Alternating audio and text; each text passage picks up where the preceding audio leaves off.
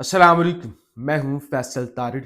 आज 27 फरवरी बरोज जुमातुल मुबारक।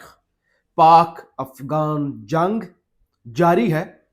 पाक फजाइया की जानब से तालिबान फौज को सरप्राइज देने का सिलसिला भी जारी है। कुछ आलमी सफारिशें भी इस वक्त शुरू हो चुकी हैं और बज़ाहिर जो न्यूट्रल जराए से खबरें आ रही हैं, यानी न्यूट्रल वो फौज वाले न्यूट्रल नहीं, जनरल बाजवा वाले न्यूट्रल नहीं, यानी जो आप कह लें कि मुख्तलिफ जो न्यूट्रल जराए हैं उनसे खबरें आ रही हैं, उनके मुताबिक तालिबान की बस हो चुकी है, सिफारिशें करवा रहे हैं। अच्छा, इसके साथ साथ सुप्रीम कोर्ट से भी आज कुछ खबरें आई हैं और किस तरह से यू टर्न लिया है जस्टिस याया अफरीदी ने खान के केस के हवाले से, अस्पताल मुंतकली के हवाले से, इस हवाले से भी इस वीलॉग के अंदर बात करनी है।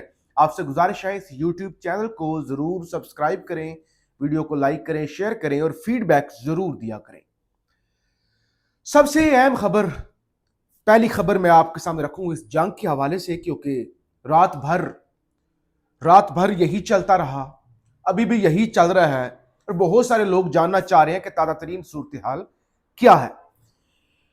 सिर्फ एक खबर काफी है आपको सारी सिचुएशन बताने के लिए। रात को तालिबान की जो वजारत दिफा है वहां पे एक इजलास होता है और ये खबरें कोई ISPR से नहीं आ रही, ये खबरें किसी जियो न्यूज ARY न्यूज से नहीं आ रही, ये खबरें अफगानिस्तान से रिपोर्ट हुई है कि वजारत दिफा के अंदर इजलास हुआ और तालिबान आपस में लड़ पड़े।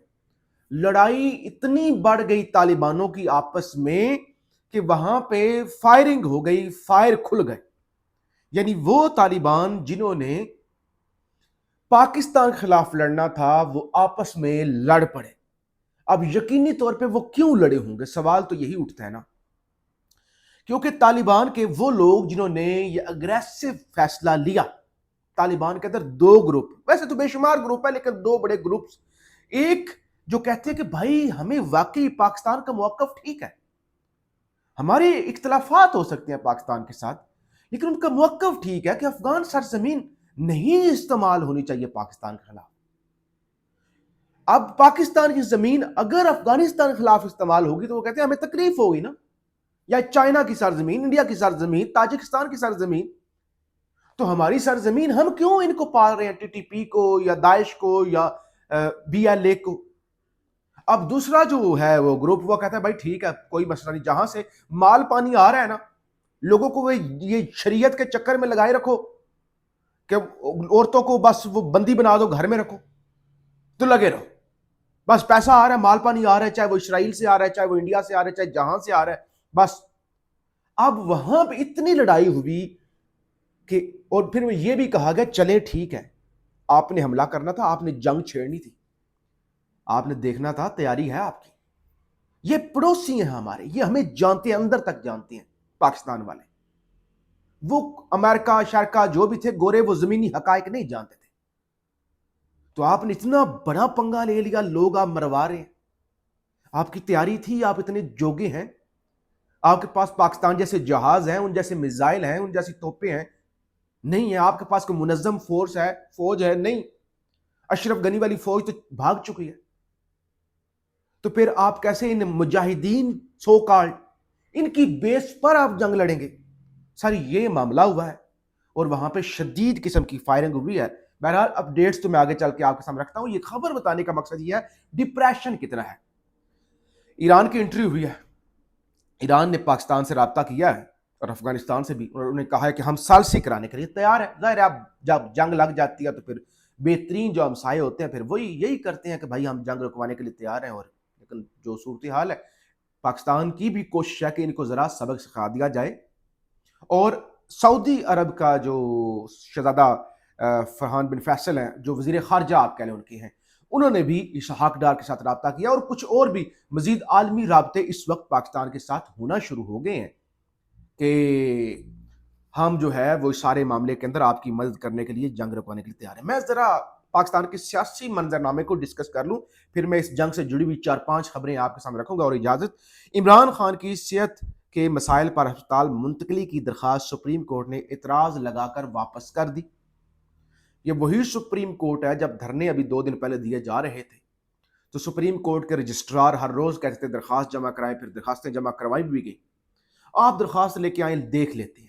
یہ وہی سپریم کورٹ ہے جس نے کہا فرینڈ آف دا کورٹ مقرر کیا تھا اور خان کے حوالے سے رپورٹ منگوائی تھی، اب رپورٹ بڑی خطرناک تھی، تو اب سننے اب پہلے کہا درخواست لے کے آئیں کر لیتے ہیں، آپ درخواست پر اعتراض لگا کے واپس کر دیا، اور اعتراضات کیا ہیں؟ کہتے ہیں بھائی نہیں، ہم کیا کریں، آپ کے مقدمات ہائی کورٹ میں پینڈنگ ہیں اور ہائی کورٹ کا حکم ہے ملاقاتوں کا بھی، تو آپ ہمارے پاس نہ آئیں، آپ ہائی کورٹ جائیں۔ یا خان کہتا ہے کہ میرے پاس نہ آئیں، مجھ سے چھوٹی عدالت میں جائیں۔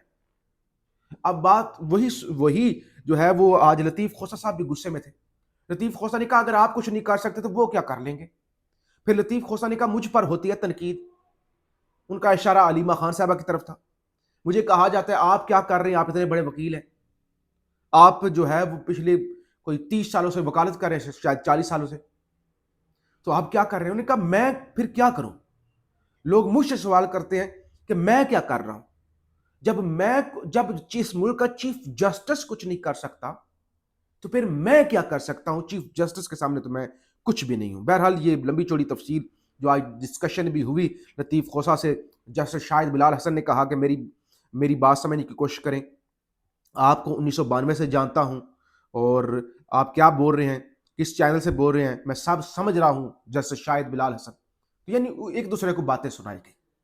پھر یہاں پہ انٹری ہوئی بیرسٹر گوہر کی، اور انہوں نے بھی یحییٰ آفریدی صاحب سے ملاقات کی۔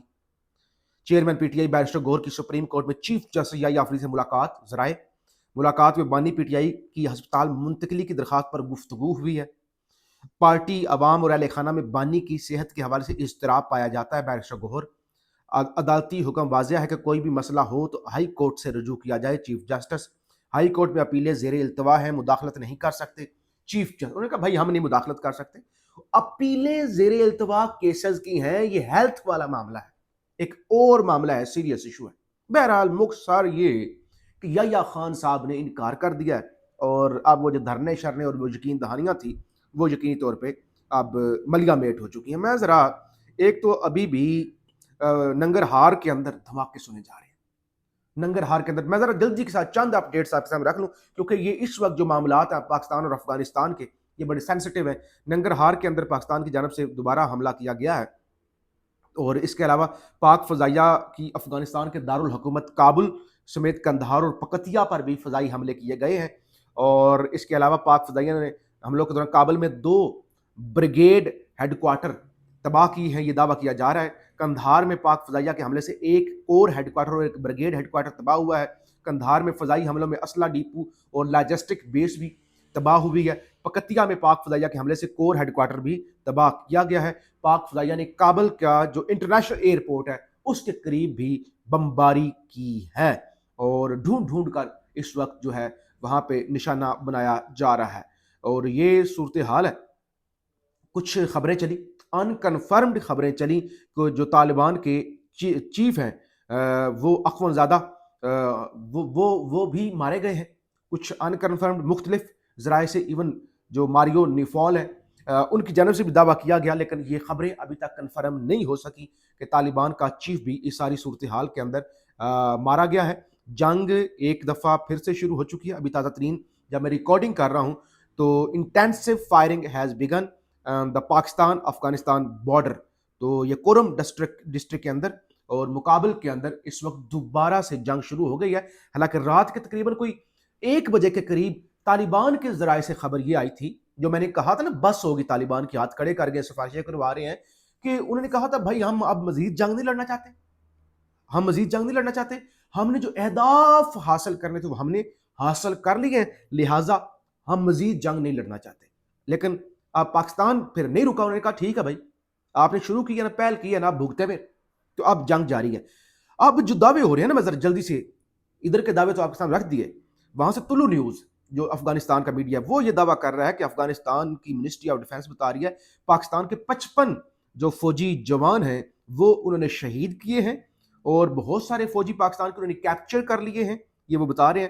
ہنڈریڈز آف ویپن سیزڈ اور while Afghan forces took control of 2 headquarters and 19 check posts. تو وہ کہہ رہے ہیں کہ ہم نے 55 پاکستانی فوجی شہید کر دیے ہیں، درجنوں پاکستانی فوجی ہم نے جو ہے وہ پکڑ لیے ہیں، ہم نے ویپنز اور گاڑیاں جو ہے پاک فوج سے وہ چھین لی ہیں، ہم نے فورسز کا جو پاک فوج کی چوکنگ ہیں ان پر قبضہ کر لیا ہے 19 چیک پوسٹوں پر. تو یہ اپنے دعوے ہیں، افغانستان اپنے دعوے کر رہا ہے، پاکستان اپنے دعوے کر رہا ہے، لیکن پاک فضائیہ اس ساری صورتحال کے اندر افغانستان کے اندر جا کے جو ٹکانے ہیں ان کے وہ تباہ کر رہی ہے، اور افغانستان کی جانب سے پاکستان کا جہاز گرانے کے بھی دعوے جو ہے وہ کیے جا رہے ہیں. فیڈ بیک ضرور دیجیے گا، ہم آپ کو اپڈیٹ کرتے رہیں گے، کوشش کریں گے کہ بیلنس اور جو دونوں طرف کی صورتحال ہے وہ آپ کے سامنے رکھیں. پاکستان زندہ باد.